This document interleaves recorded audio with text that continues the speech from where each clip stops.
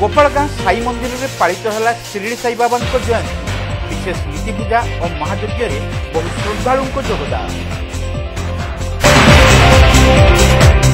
समग्र देश में पवित्र श्रीराम नवमी और शिरडी साई बाबा जयंती पालन करा बेले बालेश्वर में अनुरूप कर्मकांड अनुष्ठित होता लक्ष्य करा जायछि। एही अवसर में बालेश्वर सहर गोपालगां स्थित शिरडी साई मंदिर में दिवसव्यापी विभिन्न कार्यक्रम माध्यम साई बाबा जयंती श्रद्धार सह पालित हो जायछि। सकाळे विशेष रीतिनीति पूजार्चना सह एक स्वतंत्र उत्सवर आयोजन करा जायतिला। प्रातःकाल में प्रथमे साई बाबा स्नान पर आरती करा जायतिला। मंदिर में साई भक्त माने बेस श्रद्धा और भक्तिर सह बाबा को आराधना करुवा देखा मिली।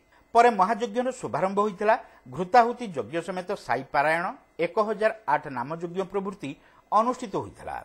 एथिरे शताधिक श्रद्धालु जोगदे बाबा आराधना करथिले।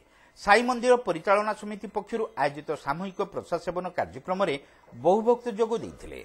साई मंदिर श्री गुरु भागवत टुंगीर सदस्य निरोध महांती, अमर कुमार महांती, निकुंज महांती, श्वेत कुमार महापात्र, शिरीष कुमार जेना, जयंत कुमार महांती, प्रशांत कुमार महांती, रमेश दास, प्रदीप दास, रामकृष्ण धळ, चित्तरंजन ओझा प्रमुख समस्त कार्य को परिचालना करथिले।